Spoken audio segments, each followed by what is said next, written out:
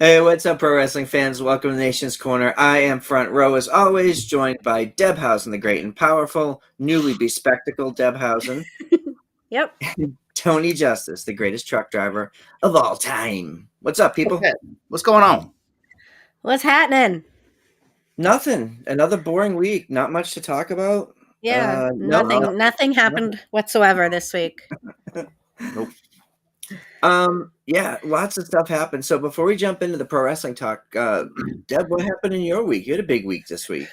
Yeah, I started my new job. It's going really, really good so far. I'm very, very happy with it. I'm glad I made this move. So learning new stuff, and it's pretty good. And I got these new glasses in the mail today, so life is good with Deb right now. Nice. Tony, what'd you do this week? Yeah, the new spectacles came preloaded with a prescription. That's awesome. I'm doing good, man. I just got home today a few hours ago and got off the road for a couple of weeks. I'm going to be home till Monday, and then I'm going to head back out and do some short runs next week and be home next weekend for my birthday weekend. So that's what's happening in the Tony Justice's world. Yay! Nice. Yeah, I returned to the office this week after 2 years of working from home due to COVID, and it's an office building I've never been to before, even though they call it return to office.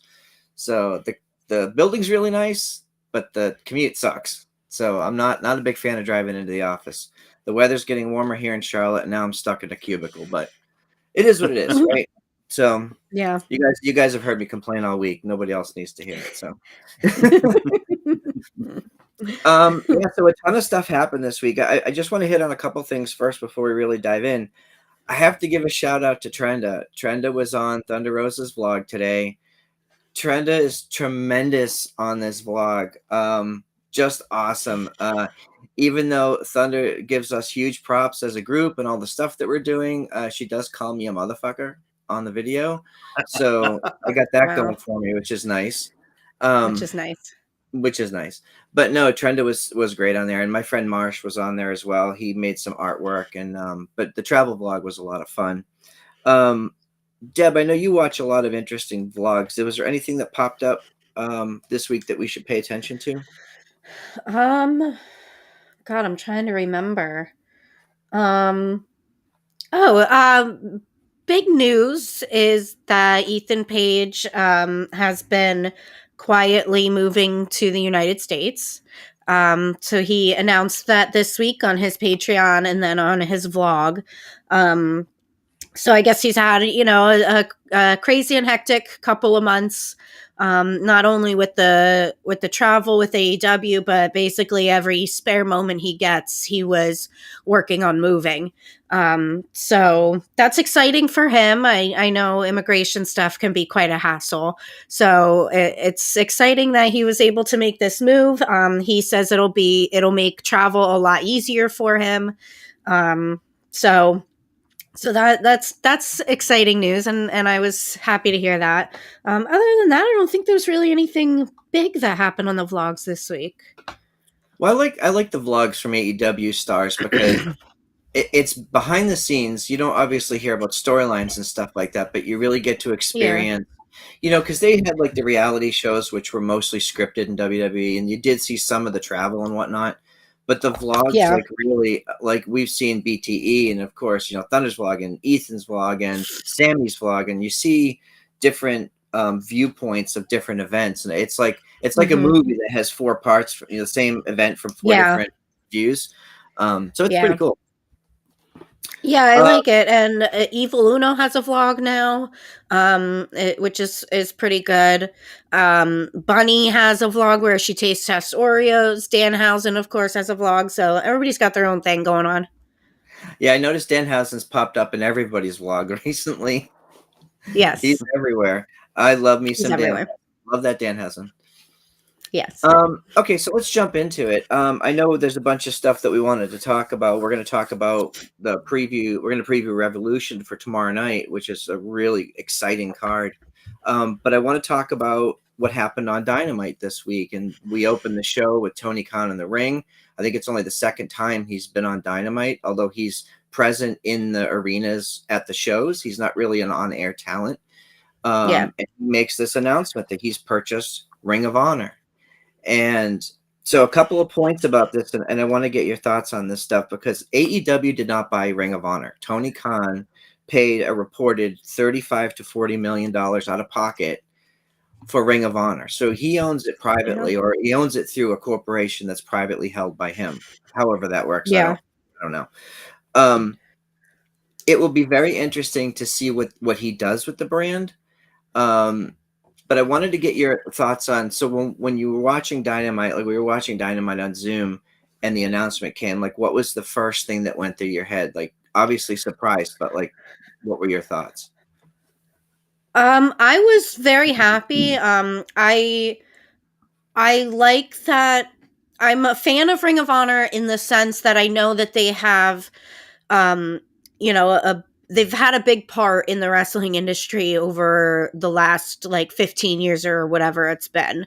I've never really been able to watch it very much. I've seen a couple episodes here and there, but I'm excited to have some wrestlers who are well-known, like Ring of Honor talent. I'm excited to see them go back to that show, and I think being that they'll have the whole library of past footage and everything, that would be a great way to kind of introduce some of the wrestlers' past storylines with each other into, the current climate. Yeah, Tony. I feel like, okay, so the last night the countdown to Revolution came on Rampage, the pushing piece that they put out for the pay-per-views. Okay, put that type of production quality into some of this Ring of Honor footage and tell some of the stories of the wrestlers that came from Ring of Honor. You've got a winner right there, and have it on some sort of streaming network. I mean, you don't know where this is going to end up. Personally, I would like to see Ring of Honor stay true to itself and be Ring of Honor and not be a developmental program for AEW. I mean, people out there saying that. I think that Ring of Honor should stay Ring of Honor and have some of the performers that were there. Samoa Joe. I would love to see Samoa Joe come back and be part of this new Ring of Honor. And so let's dive into that in just a second. I just wanted to get your initial feeling. Do you think it's a good thing or a bad thing? Good. Very good. Okay. Very good.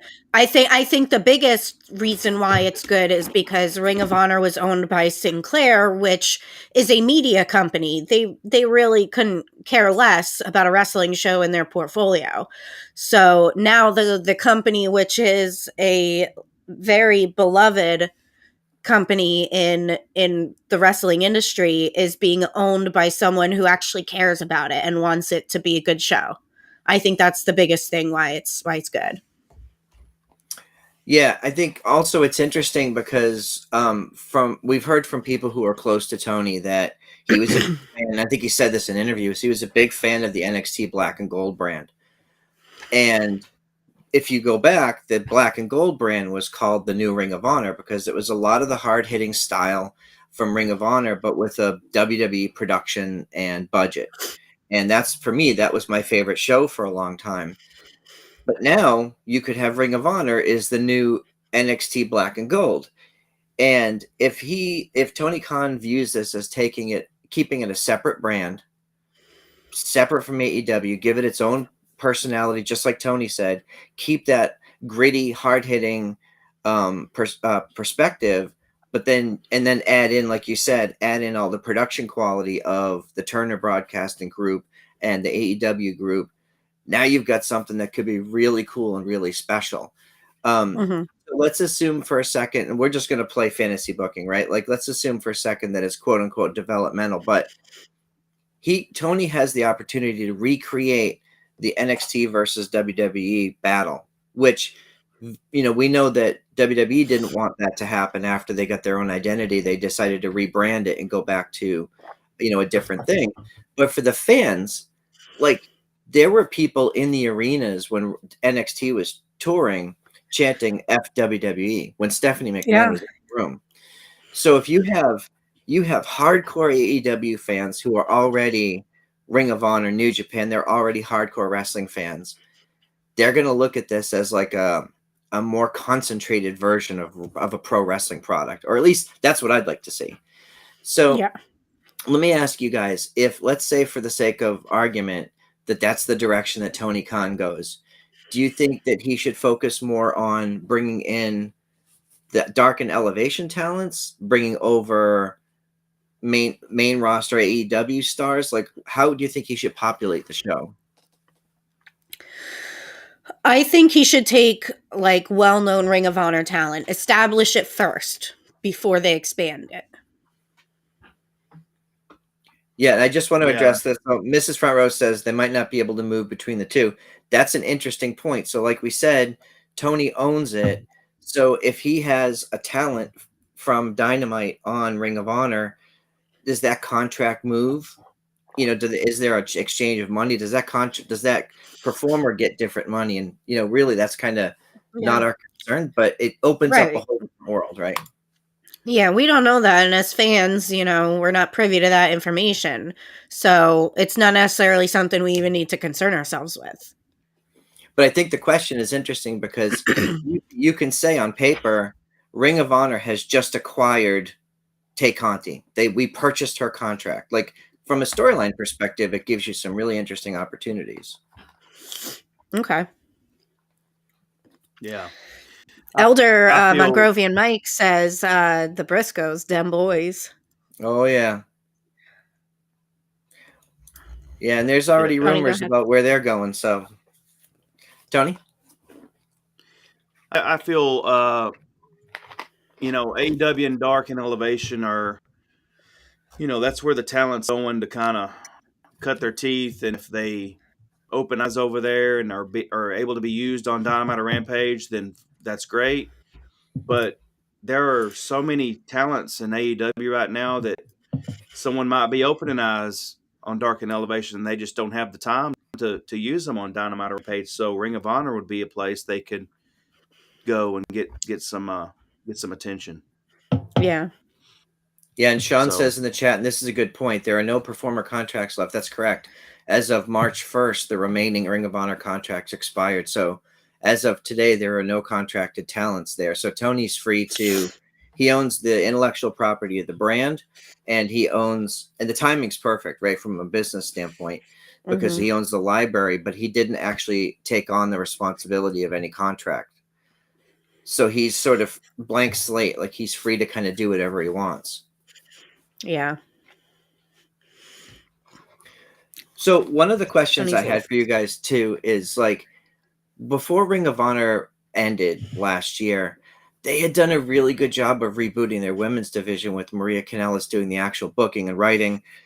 The tournament they had, we saw a lot of our favorite people over there, like Holiday and of course Roxy, who became the champion. And I felt like they were starting to head in the right direction.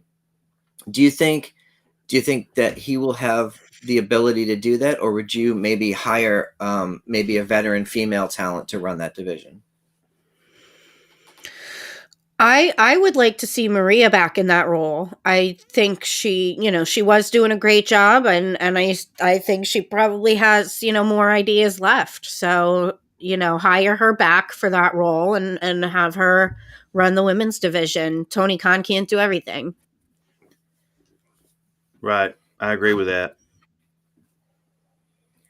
Yeah, and I see Mrs. Front Row ask too, like, has he done that yet? And that's a good question. Except for the top talent in AEW, they really haven't invested a ton of time in women's storylines. We're starting to see it a little bit with Serena, but even Serena's just having these quick little squash matches every week. But if you put Maria Kanellis or Medusa, or there's a ton of people that could fill that role, who could really bring good people and people who have their finger on the pulse of the indie scene, like who's out there and who's available that you can bring in to work with the top talent. AEW doesn't have a lot of top female talent, veteran female talent. They have a few people, but on the men's side, I mean, it's half of them are Ring of Honor people, right? Yeah. Danielson and Jesus, you've got like the entire Red Dragon, and there's just so many people over there that you can move over. Yeah. So I don't know if they're going to have TV. We haven't seen anything about, what the news is around, like what the product's going to look like. Yeah, Punk, bunch of people over there. I expect it's probably going to be a YouTube product, or at least be on some sort of streaming service initially. That's just my take on it, because I don't know if Tony will book this to have its own TV product when Dark and Elevation are only on YouTube. You know what I mean? I think it would be on TV. I think it'd be a good move to put it on TV right away, because they already have established fan base. It's not a brand new product like AEW was. And AEW got on TV right from the beginning. Mm-hmm. Yeah, I see Neil in the chat. Punk versus Joe. I would actually have Joe run Ring of Honor. I don't even need to see him in the ring. Like, Joe is such a mind and such a presence and so good on the mic. I would have him as the general manager of Ring of Honor. Yeah, absolutely. I think. Go ahead, Deb. I think Joe would be probably the perfect person. We know he has a good wrestling mind, and I think he would build it to the brand that it's supposed to be. I have my own pick for general manager for Ring of Honor, and that's Cody Rhodes. That's who I want to see come in and run it. Interesting. Well, that's an interesting pick, because who knows, right? The dirt sheets have all kinds of stories out there, and we know firsthand that some of them aren't accurate. But they're saying that the talks with WWE have stalled. Maybe he gets offered a position to run Ring of Honor, and the first time I met Cody, he was Ring of Honor champion. He was a good champion. His style fit very well with the Ring of Honor brand. Yeah, that's an interesting call, Tony. So let me ask you this: do you think that Cody leaving AEW and making that whole big announcement was just setting up for the fact that he's going to be in charge of Ring of Honor? No. I think he is having legitimate conversations with WWE. I've read some stuff that the numbers that were being thrown around at WWE were significant, like NFL level significant. So would Tony pay him that kind of money to run Ring of Honor? I don't know if it's cost effective. I don't know what that looks like. Are you going to pay Cody millions of dollars to run a show that like 100,000 people are watching? I don't know. Maybe. Yeah. I don't know what those financials look like or what the return on investment is. Although Cody might see it as an opportunity to be his own Triple H. Like, okay, I've got a brand now. I can grow this thing. Mm-hmm. Yeah. The creative opportunities. I see that being something that he would be interested in doing with his creativity, and he wants to be in charge of himself. Yeah.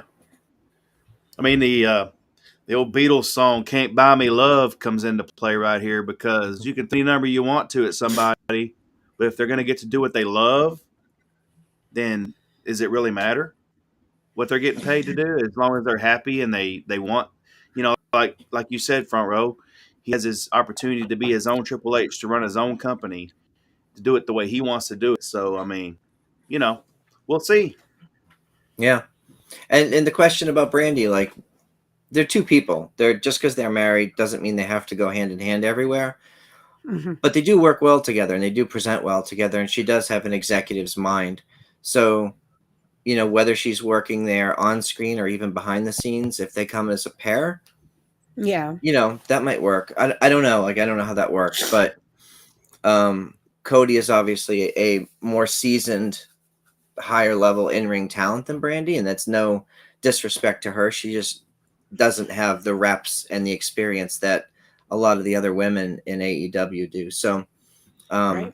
I'm more excited to see Cody in a position of authority there than to see him actually wrestle. But he would be able to present the product in a way that I think the Ring of Honor fans would appreciate. And we know that if you're a fan of a brand, you don't want to see some outsider come in and take it over, right?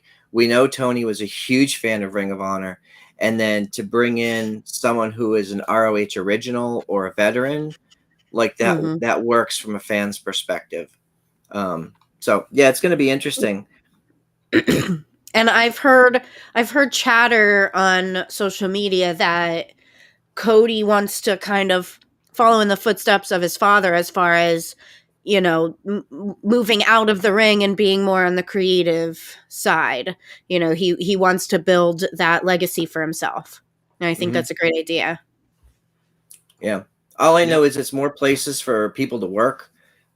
It's more options for wrestling fans, people who maybe drifted away from NXT like myself. I haven't watched it in a few months because I'm not Yeah. a huge fan of the new product. A Ring of Honor product might appeal to someone like me who's looking for Yeah. that style. Um, Right. so okay, so it's going to be exciting to see. I'm sure there'll be more details coming in the upcoming months. Someone did mention in the chat, I forget who it was. Let me see here. About might have been Neil. The Super Card of Honor is coming up, and I don't know, like that's a show that's booked. Like it's a done deal. So that's going to be obviously owned and presented by Tony. But the show's already booked with talent. They're not signed talent, but they're signed to that event. So it will be, so if you watch that, are they going to develop storylines that come out of that show that lead into a series of tapings? I don't know, but it's interesting. Yeah. Yeah, I agree. Yep. Yeah. Bingo was his name. John just said, in the end, who wins? We do. We, the fans. That is exactly right. Yeah, and the That people is who get more exactly right. chances to work places too. Yeah. And that's Exactly. I have to give props to Tony Khan, because throughout the pandemic, like Dark Elevation gave a lot of independent wrestlers a job. You know, people may not, gravitate towards a YouTube show, but I mean, like a lot of people got paydays because they get a place to work, and there are, like, I looked last week, and Dark had 450,000 views. I mean, that's only Yeah. 100,000 views less than NXT. So, Right. Right. their YouTube shows are getting a lot of attention and probably generating a lot of revenue. Yeah, they're doing something right there. Yeah. Okay. So that's exciting. We'll see what happens there. I did want to spend a minute or two and talk about the Vince McMahon interview on the Pat McAfee show, because it's honestly the biggest interview in wrestling in 15 years. I mean, I can't think of a bigger interview. I have to give massive props to Pat McAfee, because he could have made it like a super fluff piece. He could have gone there and done the interview, but Vince flew to Pat's studio in his hometown, and Mm-hmm. Pat stayed true to his show. He didn't change his outfit. He did everything that he normally does in the show, standing, joking around, doing all the stuff that he was respectful, but he was fun Pat McAfee. Yeah. Maybe some of that comes from having the freedoms that he has in his life. He signed a $120 million contract for his podcast. So, there's a little bit of leeway there, but he was respectful to Vince, but he asked him some hard questions. He mentioned AEW. They talked about a lot of this stuff. You guys both saw the interview, right? Yes. Okay. So I want to ask your opinion on one of the things that Vince said was he listens to the fans, and the fans come first. And when he said that, I was like, I'm sure he believes that, but I don't know that we always feel that as fans. Yeah. So did you pick up on that too? Yeah, he said it multiple times. Along the lines of the fans come first. I'm always listening to the fans. It's whatever the fans want. And throughout the whole interview, the things he was saying, I really came to believe a little bit more than before that he really does live in his own little world. He said several times that he doesn't really pay attention to social media. He doesn't concern himself with the negatives, because, that's going to bring you down. So he only focuses on the positives, and everything else he tunes out. So, of course, he's not going to think that the fans have any dissatisfaction with the product. If, he has built himself this little bubble that he lives in, where he might not even be aware of the dissatisfaction. And Right. Yeah, and that was just even more apparent to me. But it was a great interview. I agree with you that Pat McAfee, he's just a friggin' star, and he excels at everything he does. And he definitely showed that he respects Vince as a businessman and as his boss, but he wasn't afraid to actually have conversations instead of it just being like a paid interview where Right. Vince was just there to make certain points. Yeah. I have 3 points about that interview. I first started listening to it on Sirius because I was driving, and I listened to the whole, because Vince came in late on the interview, right? Mm-hmm. So he came in like 15 after he was 15 Yeah. minutes after he was scheduled to be on. So listened to 45 minutes until it got to 3:00, and then it went to commercial break. It cut off the interview completely, and I was like, "What the hell just happened?" And older, Mongrovian Mike told me that they were playing it on YouTube at the same time. I was like, okay, so I pulled up the YouTube, went back to where it cut off, and I put it on my mount, and I'm listening to it as I'm going down the road. But I'm actually, I'm glancing at it, and I noticed something right off the bat. Listening to the interview, listening to it was completely different than actually watching him talk.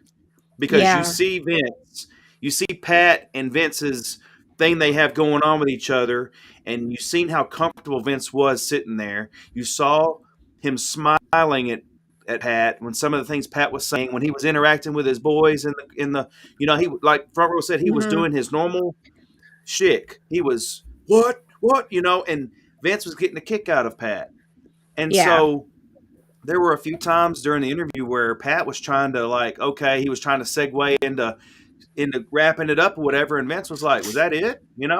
Vince didn't want to stop.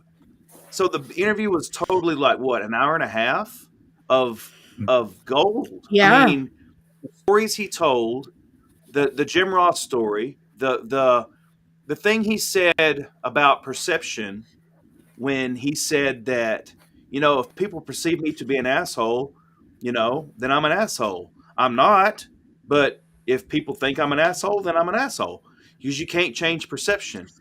And that was so true because their perception is reality. People say it all the time.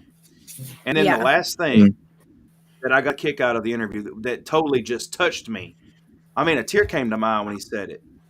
When he talked about dying. And he said, if I kick the bucket today, if I get hit by a bus today, I want 1 second to say thank you. I want 1 second before I kick the bucket to say thank you. Thank you Mm-hmm. to everyone. And it took Pat back because he stopped for like 2 seconds and he stopped. And he was like, you mean Yeah. thank the fans? And Vince was like, yes, thank fans for everything. To thank you. And that Yeah. touched me. I was like, wow, this And man. yeah, we've never heard him No, speak it like was that a No. before. human side of Vince that we've never seen. And even when he was Mm-hmm. on Stone Cold podcast, you see this side of. You didn't see this deep of Vince. I mean, I was hanging on his every word. I was hanging Yeah. on Vince McMahon's every word on what he was saying, and just it made me look at him in a completely different light. So that's what I got from it. Yeah, and just It real quick, I want to give a shout out to Fee in the chat. Fee's it's like middle of the Fee. night for her. Thanks for staying up and watching tonight. We love you, Fee. But Yeah, I one thing, think I'm sorry. Go ahead. it did make me see him in a slightly different light, but also, I am someone that's been extremely critical of Vince McMahon over the years, for a whole myriad of reasons. But it did, excuse me. It was nice to see him smile and see him laugh because I've never really seen that from him before. But also the wrestling fan in me was like, oh, what if this is all just a work? What if this is just him putting on an act to seem more personable? That's the wrestling fan in me that thinks everything's a work. Yeah. But one of the things, so two things that you guys said, visually was important. It was important to watch the interview because, as Tony said, Vince came in a suit without a tie, buttoned down, and sneakers. He was not wearing dress shoes. He was not all dressed up. He was casual. And as the interview went on, he sunk down in the chair, kicked his legs out, and he was making these little facial reactions to Pat that you could tell that they have a good rapport behind the scenes. Oh, This that's isn't obvious. the first. It's not the first time they've had this conversation, because Pat was respectful but very playful. And I don't think there's a ton of people in Vince's life that can. He knows where the line is. Like he didn't go over it, but he also got Vince to react in a way that was like, it was very interesting. One of the things from a creative perspective that Vince said was they have a focus group every night after the show, which we know from talking to other people in other promotions, most people do. You wrap up the show, you have a production meeting, find out what worked and what didn't. And with WWE, they know immediately what worked and what didn't because of social media and because of the audience reaction in the room. And he said, and Pat said, so do you just create stuff and hope it hits? Or do you actually listen to the fans? And Vince is like, well, it's a mixture. We do have to take all of this information and try to put a product out there that the fans want. And I genuinely believe that he wants to put a product out there that we're excited about. It's not all going to work, right? Yeah. But I do believe that they probably listen to the fans on some level. I think, like, who was it? Someone in the chat said it gets lost in translation with creative, where here's an idea and then 20 people get involved, and then it's now an agent and a producer and a wrestler and the writing team, and there's this whole effort behind something. Sometimes it works and sometimes it doesn't, but that's the nature of the business. I think his track record definitely speaks for itself, where obviously he's had a lot more hits than misses. And we've heard that. We've heard that kind of thing from various wrestlers who've been on various podcasts after they've recently been let go from WWE. We've heard a lot of people say like, why can't I just go talk to Vince? Because if I was able to just go talk to Vince, I'm sure he would like my idea. But I have to talk to these other people who have to go up 5 rungs of the ladder to eventually get to Vince. And then it's kind of like Whisper Down the Alley, where it does get lost in translation because you're hearing, little biases here and there from different people along the way. Yeah, and we can't expect that everybody's going to have that access level. The people who have been there 3 months and haven't proven themselves don't have the same access level as Roman. One of the things he talked about that I thought was really interesting is he said, if you survive, you've won. And he hinted at some childhood trauma.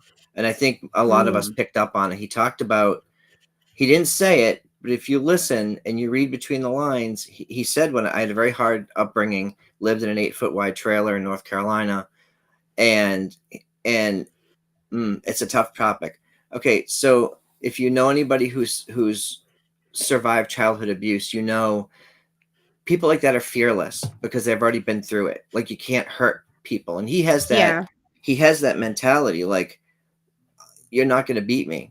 I might do some things that need correcting, but I'm going to push through everything. I'm always going to win because I'm always going to survive. And I thought it was a really interesting look behind the scene, into his really personal life. Because Deb, I know you and I talked about it that night. Yeah, it was an interesting look into his brain, really. You guys know I have a degree in psychology that, I don't use, but like that part of it is fascinating to me, that we get this insight into how his brain works. Someone that is a very, very successful businessman, and not that many people are gonna skyrocket to the levels that he has. So like he mentioned in the interview, his brain is wired differently, and I feel that. Like, I definitely understand that. And I would be really, really interested when he does eventually die, that I really hope that he, donates his brain to science or whatever, so that his brain could be studied, because that, we could get some key insights to how someone like that operates. They are wired differently. It was fascinating to hear him talk about mental health because he talked about it at least on 2 occasions. Once he was talking about, because Pat said, "Why do you work out? Do you work out to bulk up? Are you a bodybuilder?" And he's like, "No, it's I do it. I have to do it every day because it keeps my mental health sharp." And anybody who's ever exercised knows that your brain works differently when you're exercising regularly. So just the body chemicals and your metabolism and everything changes. He talked about that, but he also talked about not being in character all the time, and that's bad for your mental health. He talked because and Pat cited the Undertaker, and Vince was like, "Yeah, but that's when he's home. He was still Mark Calloway. He wasn't that character all the time, only in public, and he didn't make a ton of appearances back then." But it's not healthy to be in a character all the time, and it can be self-destructive to your mental health. But I thought both of those points were interesting. Right. He's got that mindset, where I've walked through hell. What are you going to do to burn me? Exactly. And I mean, Deb's right. He gave a lot of hints at insight to how he operates mentally. And to be motivated like that, that's on a higher level. That's on a higher level. And you have to be motivated like that in business when you have sharks all around you.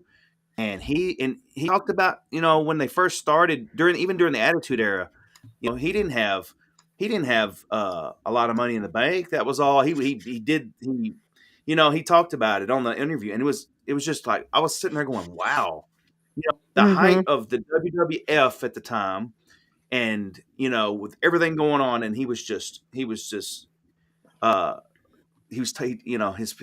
strategy, and it was just like, oh my God, he was giving away strategy. Yeah. It's it baffled me. To your point, Tony, he talked. Uh-oh. Did we lose him? He's Max Headroom now. He's Max Headroom. Uh-oh. Yeah, he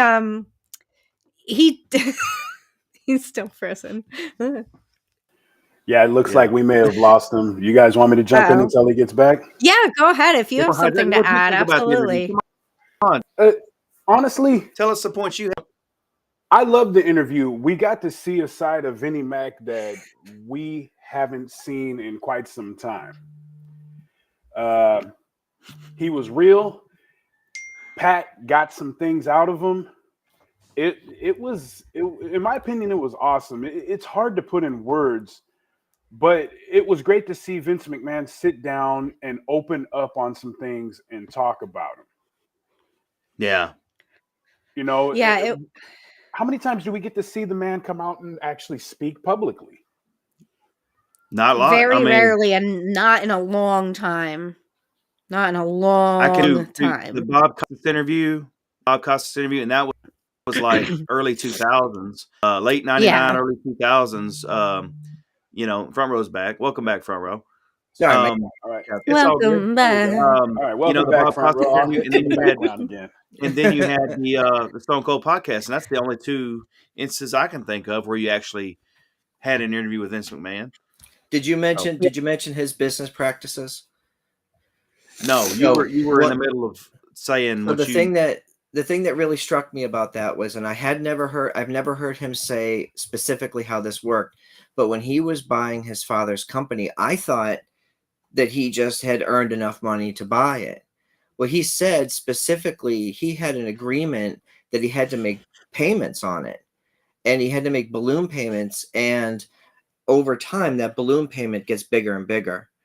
And his father banked on the idea that like Vince was never going to be able to pay it. And he's like, we never had any money in the bank, but we had cash flow. He said it 4 or 5 times.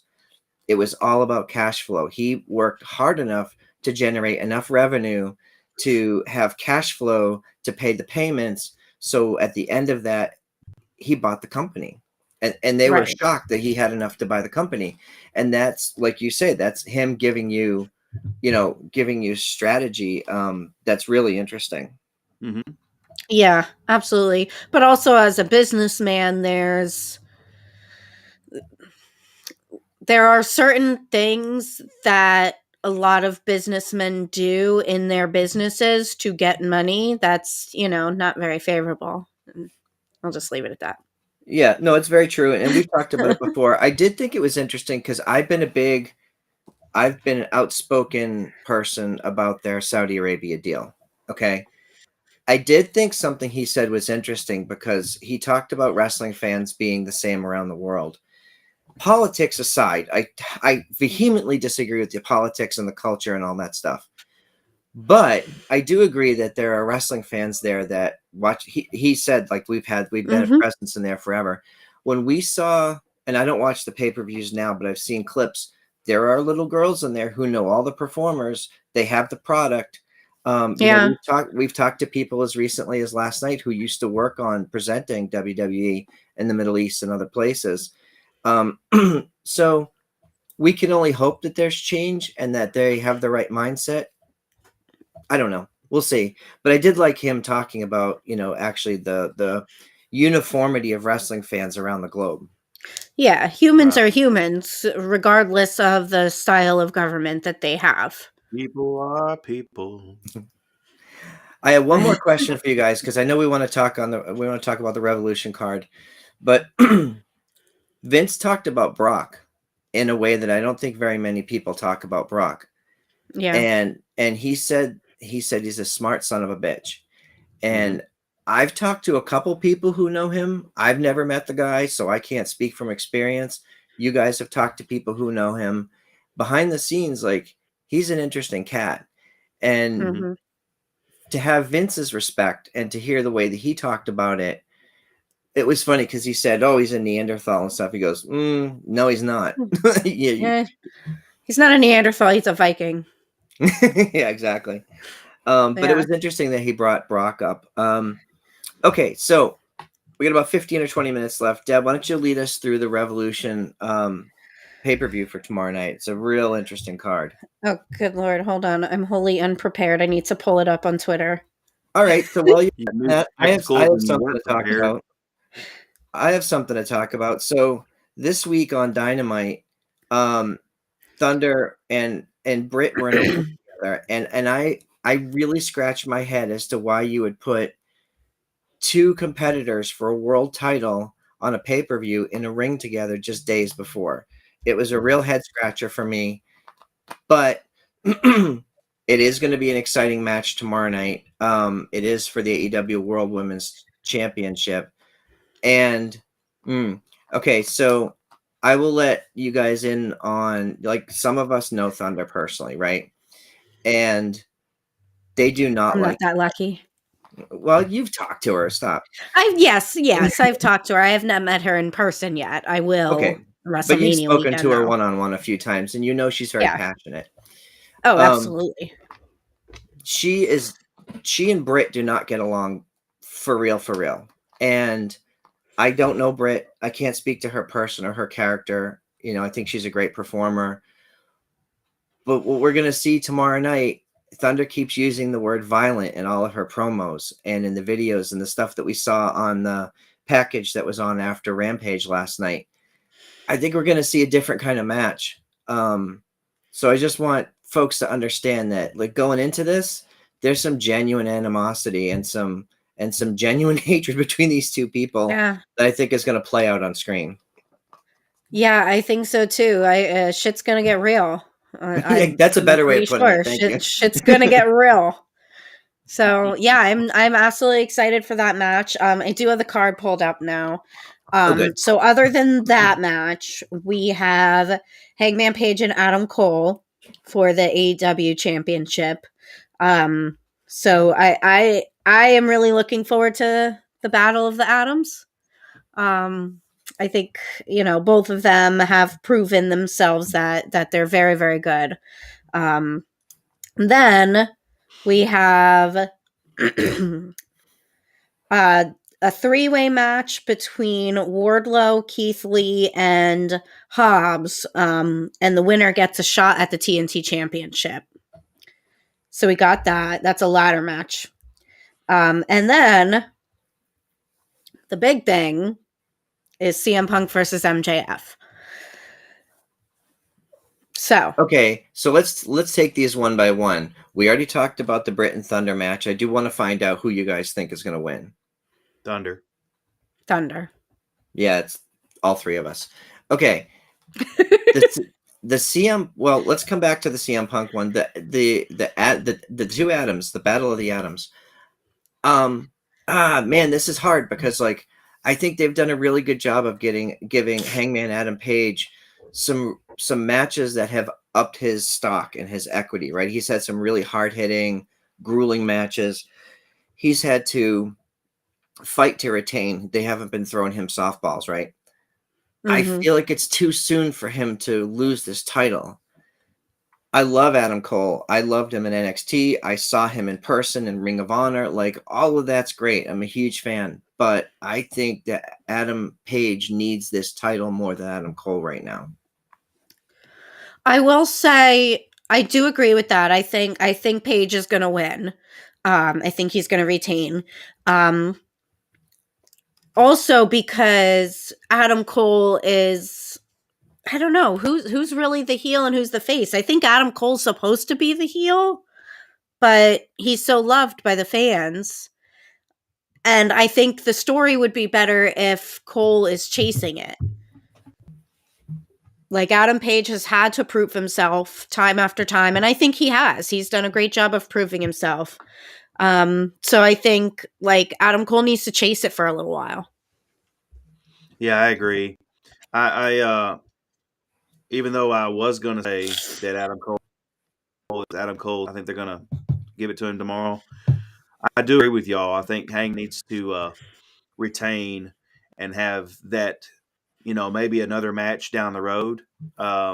Yeah. Let that feud boil, and then let's see what happens. Yeah. But yeah, I'm gonna say Hangman retains too. Okay. All So the ladder match. Yeah. I think Keith Lee said on Busted Open recently that I believe he said he's never been in a ladder match, right? I mean, that would make sense if he hasn't. Yeah, I think he said that on Busted Open. So it's gonna be a wild ride to see guys like that. Yeah. And Keith Lee, I think Keith Lee's gotten a bit bigger since we saw him in NXT. Yeah, I think so. So that's a big person up on a ladder. Yeah. So I'm looking at an updated card. What? I'm looking at an updated card that it says Face of the Revolution ladder match. It says Wardlow versus Keith Lee versus Powerhouse Hobbs versus Ricky Starks versus Orange Cassidy versus Christian Cage. Because last night, Christian won during on Rampage last night. Okay. Yeah, I was looking at the old graphic that I had. Which is great because I think Bully and Ryan talked about it on the show today, because having Christian in a ladder match, just listen to him. Whatever he tells you to do it. Exactly. Yeah. And we've heard from Bully that Christian, is a mastermind at that sort of thing. Mm-hmm. Yeah, Bully said it today. Christian's one of the few guys that he will absolutely listen to. And he said Randy Orton defers to Christian. So that tells you all you need to know. Yeah, exactly. So, MJF and Punk. All right, I got to ask you guys a question about this because the last 2 weeks on Dynamite, they did a terrific job. Like I said on the show last week, they were losing me and they brought me out. I thought I was out and they brought me back in. I did think that, like Bully talked about Punk's promo being very Pro Wrestling 101. The one we saw last night. Yeah. Yeah. I'm like, all right, he dropped an F-bomb, which they bleeped out, which is fine.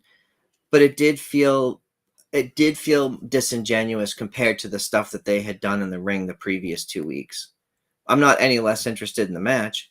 I don't care to see a dog collar match. It's not my thing.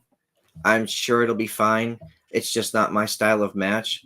But I think Punk needs to prove something at this point. Like, he needs to come back and not just have these. It's a good match. it's a good match, but like we've seen Punk have some really good matches in the past. And I do think he's capable of it now. Right. Yeah. I will disagree with you on a couple things. I really liked that promo. I think it showed an aggression in Punk that we really haven't seen in a long time, if not at all, that much. And just the fact that it looked like they filmed that promo right after he left the ring, after MJF like almost hanged him against the ring, that they just went to the back and filmed that promo, that emotion was raw. I didn't feel like it was, contrived or fake or anything like that. Oops, I said the F word. But yeah, I enjoyed seeing that aggression in him and the raw emotion. And I think that's one of those moments where it got more personal. Yeah, I agree. Punk had a certain tone to his voice during that promo last night. Like he was legit. Like, okay, next level. You wanted the monster, well, now you're gonna get it. You wanted this CM Punk that you grew up with. Well, now you're gonna get it. And I love that line that he said about "I'm becoming a monster to fight the monsters of the world." Yeah. And he said, "This is the monster you deserve." Oh my God, I can't wait for this match tomorrow. And I do see Punk going over. I will agree with that. I see Punk winning. I think that's a better story right now. And then MJF can, play the immature child and stomp his feet and have a tantrum like he does. Yeah. Yeah, and I see Tyrell says MJF, this match will take MJF to a whole new level. I think that it's actually elevating Punk. I think his time on the mic with MJF has actually elevated Punk, which is a weird thing to say. That it would be the other way around. But I do think that it's helped him. Not that Punk has had to get better, but I think it's given him the opportunity to really stretch his legs creatively and show what he can do. Yeah. He didn't get better, but we're getting to actually see what CM Punk is capable of when given the proper motivation and competitor. Right. So what do you guys think about the Jericho and Kingston match? Because I really like this week's promo. Tony, I'll let you go first on this one. You let me. Okay. Oh, yeah. I think that there's a lot of realism getting thrown around right now between Jericho and Kingston. I think that Jericho is letting us in on some things that happened behind the scenes with Kingston, even back in the WWE when Kingston was there in NXT. And Bully always says he wants realism in his wrestling. And we're getting that with Jericho and Kingston, I think. And even Kingston's promo last night was talking about kayfabe is dead. Why do we need to piss on its grave? Just stuff he's saying, I think we're going to get a fight tomorrow between Jericho and Kingston. And speaking of Jericho, Jericho's been looking amazing the past couple of weeks. You're telling me. Whatever he's doing, he's leveled up as far as his being in shape and all that. He stopped living the double life of a rock star, apparently. Maybe I need to take some pointers from Chris Jericho. Anyway, DDP yoga. Yeah. Right. Yeah, DDP right back here, motivate me right here on this thing picture. But anyway, yeah, I think we're going to see a fight tomorrow with Kingston. It's not going to be pretty. I think we're just going to see a knockdown, drag out fight between them. And I think tomorrow, I think Eddie Kingston's going over. Okay. Deb? I disagree. Okay. I think Jericho's gonna take it. And I think that's gonna be like his, like Steve said in the chat, which I do agree with that he's gonna cheat to win, and it's gonna make Eddie an even bigger face. And I think that's what he needs right now. I can get on board with that. Yeah, I'll be man, I'm torn between seeing Eddie win and have Jericho, you know, put him over as an, not that he's new, he's been around almost 20 years, but compared to Jericho's the veteran, right? I would like to see Eddie in a position where he starts chasing for a title again, because I really think they messed up not putting the title on him when he had the opportunity, you know, back against Mox. But yeah, I can see losing. If Eddie loses, it would definitely bring more sympathy and more compassion to him. It depends on how he loses. But yeah, so that's gonna be, that's, I don't know. So I'm picking Eddie. I'm picking Eddie. All right, I'm the But you dissenting might be opinion. right. I'm cool with that. And I think there's a couple matches on the pre-show too, right? I think is it Tay Conti's challenging for the TBS title? Jade Cargill, Yeah. I think. Yes. I doubt, there's no way Jade's dropping that anytime soon. No. Yeah, no. I think she's gonna have it for a little while. I do too. They really have to build somebody up as a good challenger for her, whether it's Ruby Soho or Mercedes Martinez or Serena Debes, somebody like at a much higher level than, and no disrespect to Tay Conti, but like someone who can really get in there and wrestle. So because Yeah. I think Jade is at her best when she's in the ring with more seasoned people. Right. Yeah, I agree with that. She definitely, Jade needs to be in the ring with someone who's more experienced than her, that can, you know, kind of lead her in a way, so to speak. Mm-hmm. Cool. Yep. All right. Anything else on Revolution? I think we've covered everything. I think so. I did want to mention that tonight is the Mission Pro Wrestling's pay-per-view. No Debes Jugar, if I can pronounce that correctly. So we're going to probably jump over and watch that. We're gonna we got to get Sam on it on here to say it properly. I know. Or Money Mark. Money Mark. So that's at 8:30, 7:30 Central over on the Title Match Network.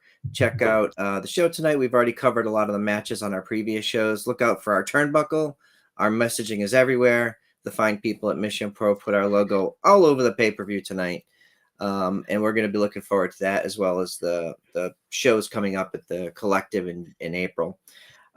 Anything else we should cover tonight before we let folks go? I don't know. I got nothing. Yeah, nothing. Tony? I got nothing either. I got nothing either. Twitter. Right, cool. Twitter. Yeah. Right down there. Yeah. Yeah. All right. So follow that, like, subscribe to the show. You know, let us know how we're doing. You know, we're here for y'all. We're here for you guys. Elder's 100% right. I forgot to mention Monkeys versus Donkeys. Sorry. Brian's got that stuck in our head now. It's going to be there forever, unfortunately. Yeah, ridiculous. Damn it, Brian. All right. So I mentioned last week that we have a big announcement coming. We're still working on it. I was hoping to have it for this week, but it's not ready yet. So hopefully next week. Stay tuned. The fine folks who are working on it promised me soon. So stay tuned. And you can find us on Nation's Corner on Twitter and at the Nation's Corner everywhere else.